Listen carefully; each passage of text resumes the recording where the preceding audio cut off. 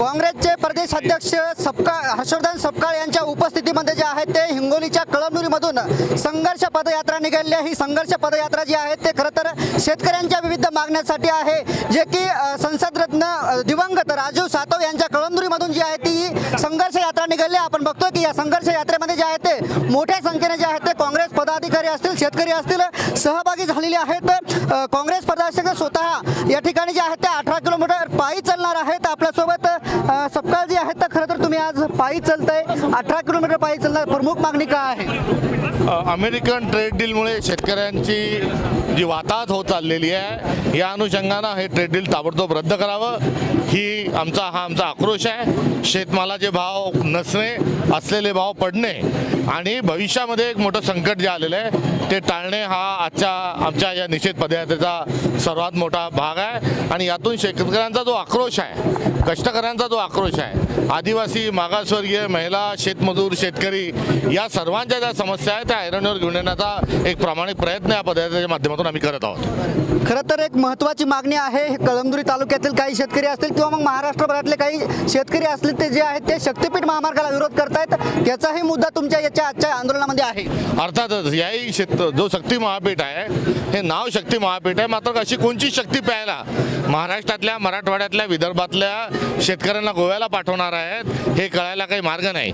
या रस्त्याची मागणी नाही, इथे एवढी वाहतूक नाही, मात्र सेंट्रल इंडियातून थेट समुद्रापर्यंत, बंदरापर्यंत एक रेड कार्पेट हा काही उद्योगपतींना टाकून देण्याचा घाट देवेंद्र फडणवीसांनी घातलेला आहे। गडचिरोली इथलं लोखंड, मोठ्या लोखंडाच्या खाणी त्या ठिकाणी आयर्नच्या आहेत आणि तिथलं लोखंड उचलायचं, काढायचं आणि ईस्ट इंडिया कंपनीसारखं विदेशात पाठवायचं आणि विदेशातून लोखंड घ्यायचं, हा एक घाट देवेंद्र फडणवीसांचा शक्ती महापीठ मार्गासाठी आहे। कुठली आवश्यकता नाही, शेतकऱ्यांना जमिनीपासून बेदखल करण्याचा हा एक घाट आहे, करिता शक्ती महापीठ मार्गाला देखील आम्ही विरोध करत आहोत। तुम्ही विरोध करताय, मात्र शेतकऱ्यांना दिलासा देण्यासाठी काय महत्त्वाचं पाऊल उचलणार आहात? आम्ही याच्या विरोधात एक आक्रोश करू, याचा पर्दाफाश केल्याशिवाय राहणार नाही। या लढा जो आहे हा शेतकऱ्यांच्या लढ्यामध्ये प्रामाणिकपणे आम्ही त्यांच्या सोबत राहू आणि सरकारला हा मार्ग रद्द करण्याकरता भाग पाडू।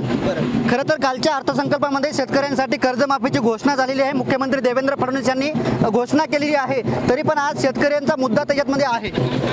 लबाडाचं अवतन जेवल्याविना खरं नाही, त्यामुळे कुठल्याही प्रकारचं मागच्या काळातलं देवेंद्र फडणवीसांनी दिलेलं आश्वासन हे पूर्ण झालेलं नाही, त्यामुळे त्यांच्या या आश्वासनावर शेतकऱ्यांचा आणि काँग्रेस पक्षाचा विश्वास नाही। आणि राहिला विषय त्यांनी केलेल्या कर्जमाफीचा, तर ही तुटपुंजा स्वरूपाची कर्जमाफी आहे, त्यांनी सरसकट 7/12 कोरा करावा ही आमची मागणी आहे आणि आमच्या मागणीवर आम्ही ठाम आहोत। मात्र कुठेतरी त्यांचा वचननाम्यामध्ये होतं की आम्ही 7/12 कोरा करणार, वचनपूर्ती झाली का शेतकऱ्यांची? ते खोटारडे आहेत आणि त्यांनी या घोषणेच्या माध्यमातून एक दिशाभूल करण्याचं काम कुठेतरी केलेलं आहे। त्यांनी सरसकट शेतकऱ्यांची कर्जमाफी करावी ही आमची मागणी कायम राहील।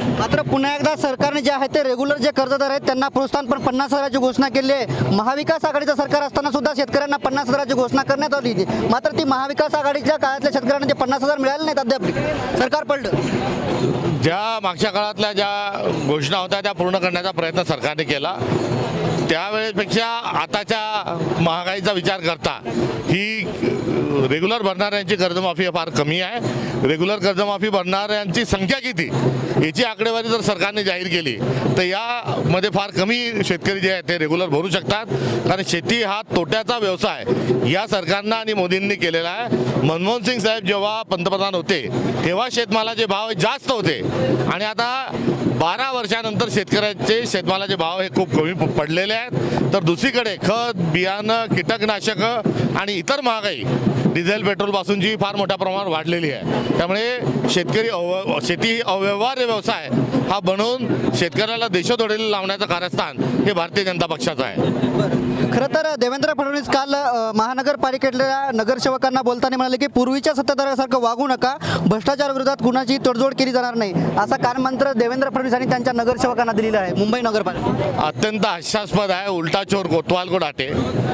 क्लीन चिट सरकार आहे, जो भ्रष्टाचार करतो त्यांना पाठीशी घालणारे सरकार आहे आणि महाभ्रष्ट अशा देवेंद्र फडणवीसांनी अशा प्रकारचं वक्तव्य करणं म्हणजे ही कुठेतरी मानसिक दिवाळखोरीचं, एक अकलेची दिवाळखोरीचं हे लक्षण आहे। तुमचे नेते म्हणतायत काँग्रेसचे की खरं तर या सरकारने, केंद्र सरकारने जे आहे ते हे आपला देश जे आहे ते अमेरिकेकडे गहाण ठेवलेला आहे। संसदेमध्ये भाषण करताना जे राहुल गांधी बोलले ते सत्य बोलले. राहुल गांधीचा शब्द सत्य आहे आणि नरेंद्र हे सिलेंडर झाल्याचं एक जे चित्र आहे त्याबद्दल खंत, दुःख आणि निषेध आहे. निश्चितच आपण बघतोय की शेतकऱ्यांच्या विविध मागण्यांसह जे आहेत ते जे काय महायुती सरकारच्या विरोधामध्ये हे हर्षवर्धन सपकाळ यांच्या उपस्थितीमध्ये शेतकऱ्यांचा पदयात्रा निघाली आहे. कॅमेरामॅन ज्ञानेश्वर वानखेडेसह मी रमेश चेंडके, TV9 मराठी, कळमनुरी, हिंगोली.